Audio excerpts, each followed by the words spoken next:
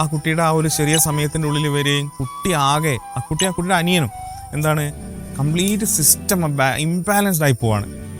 അപ്പോൾ സ്വാഭാവികമായിട്ടും ആ കുട്ടി എന്ന് പറയുന്നത് സത്യത്തിൽ ആരാണെങ്കിലും ഒരു 10 മിനിറ്റ് സംസാരിച്ചു കഴിഞ്ഞാൽ ഇതൊരു പക്ഷേ നാളത്തെ നമുക്ക് എവിടെയോ എത്തേണ്ട ഒരു കുട്ടിയാണെന്ന് നമുക്ക് തോന്നിപ്പോകുന്ന ഒരു കുട്ടിയും കൂടിയാണ്. അപ്പോൾ ഞാൻ പറഞ്ഞെന്താ വെച്ചാൽ നമ്മൾ ഇന്നത്തെ കാലത്ത് ഒരുപാട് നെഗറ്റീവ്സ് കേൾക്കുകയാണ്, നമ്മൾ ചർച്ച ചെയ്യാറുണ്ട്, നമ്മൾ സോഷ്യൽ മീഡിയയിൽ പങ്കുവെക്കാറുണ്ട്, ഇതേപോലെ എന്നെ പോലെയുള്ള ആളുകൾ നിങ്ങളോട് ഇങ്ങനെ ഷെയർ ചെയ്യാറുണ്ട്. പക്ഷെ ഞാൻ എന്നും പറയാമെന്നു വെച്ചാൽ നിങ്ങൾക്ക് എല്ലാ ദിവസവും നിങ്ങളുടെ മക്കളോട് സംസാരിക്കാൻ പറ്റുമോ?